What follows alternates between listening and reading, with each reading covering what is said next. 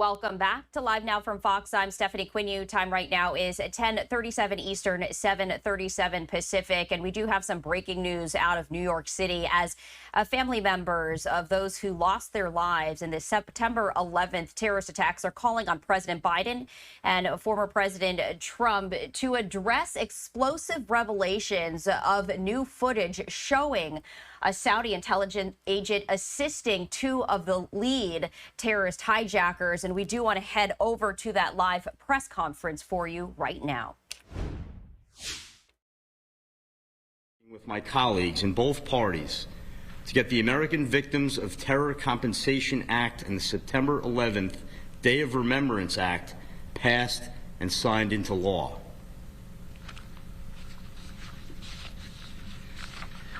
We owe nothing less to these families.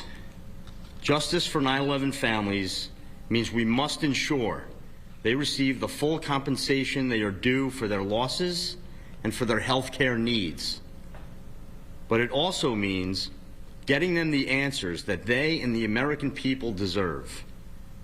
The video filmed by Saudi intelligence agent Omar al-Bayoumi, only just made public, that appears to show him casing the Capitol at the same time that the 9/11 attacks were being planned out, is incredibly disturbing and raises new questions about the number of and extent to which Saudi officials were involved in the September 11th terrorist attacks. These questions must be answered. We owe it to Brett and to all those loved ones on September 11th that we lost, to the victims, the survivors, to those who continue to be diagnosed with health effects from that terrible day, and to all Americans.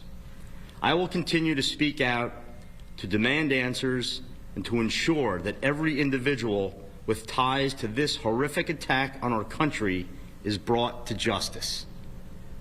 Thank you.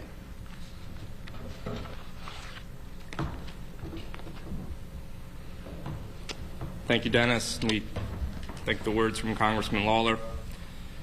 You know, as we stand here today, surrounded by family members of those who died horrifically and tragically in the World Trade Center, the Pentagon, and the flight in Shanksville, Pennsylvania, we're no longer searching for words of, you're in our thoughts and prayers. We're no longer looking for to be coddled or comfort. We stand here pissed off. It's 23 years later, and our government has failed to bring us accountability, closure, and justice. Our government fails to talk tough on the Kingdom of Saudi Arabia. Every member of Congress, especially the two candidates running for the highest office in this land, the two candidates running for President of the United States, President Joe Biden and former President Donald Trump, need to be addressing this issue. There was a debate, if you want to call it a debate, less than a week ago, where these two candidates for president knew about the existence of this video, and neither one of them had the courage to stand with the 9/11 families and address this issue. Former President Trump campaigns on the fact that he puts America first. In 2016, he said live on Fox News, it wasn't Iraq that knocked down the towers. Somebody ought to open up the files. It was Saudi Arabia that knocked down the towers. In 2019, he invited myself and members of standing with me on this stage to the White House. He promised he was going to help.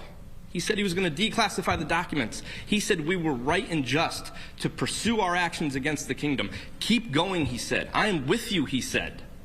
The next day, his Attorney General, Bill Barr, invoked the state secrets principle, keeping all of these documents under lock and key.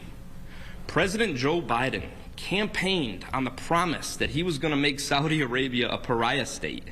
He wrote a letter to our families and our attorneys saying if he were elected president, he would declassify the documents. It wasn't until pressure from these family members on the 20th anniversary of 9/11, when we threatened to protest his appearance at Ground Zero, that he enacted Presidential Executive Order 14040.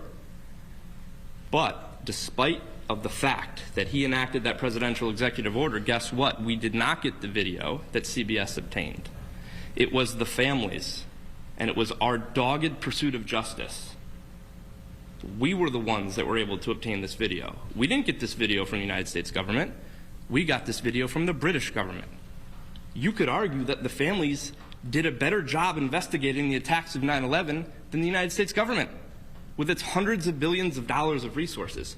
The former deputy director of the CIA went live on Face the Nation and said he's never seen this video. Listen, the time for games and doubts about whether Saudi Arabia did it is over. This is a bipartisan issue. You just heard from Congressman Mike Lawler, who's a Republican. Senator Blumenthal, on the left side, has been one of our biggest supporters. Senator Cornyn, Senator Grassley, Senator Gillibrand. There's no issue today in the United States politics that members of the left and right can agree on except this. And it's unconscionable that the two candidates for President of the United States are refusing to address this issue. They'd rather bury their heads in the sand than come out and stand with these 9/11 family members. It's been 23 years, and we're no longer looking for words of comfort. We're looking for justice, and we're looking for a champion who's going to put America first. We're sick of it. I won't say anything else before I start swearing, but I think Dennis had a couple comments.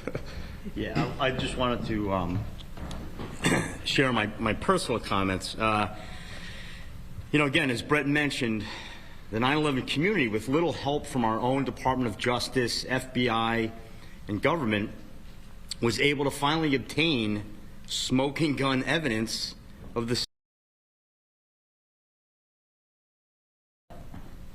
But now is the time for President Biden, former President Donald Trump, Congress, and the Senate to help us obtain justice, accountability, and closure from those who perpetrated the largest mass murder on American soil. In just the past week, President Biden stated that we are the United States of America. There is nothing we cannot achieve when we stand together. Then, the next day, he said, we are the United States of America. We bow to no one. Well, we've been bowing to the Kingdom of Saudi Arabia for the past 23 years. We've allowed them to get away with murdering 3,000 innocent Americans, murdering our Navy servicemen in Pensacola, Florida, murdering and dismembering a Washington Post reporter, ruin our institution of professional golf, manipulate our economy and presidential elections. President Biden also, in his speech last evening, talked about the January 6th protesters. They were held accountable for their actions that day, but not the people and government that actually tried to blow up the Capitol and kill everyone in it. It's bizarre. It's mind-boggling. My family and I took a tour of the Capitol building just 2 weeks ago. You cannot replace that building, the history there, nor the lives that would have been lost.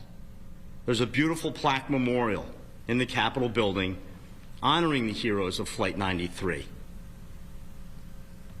These heroes, our loved ones, the first responders that are still dying from 9/11 related illness, deserve more than plaques and memorials. They deserve justice, accountability, and closure.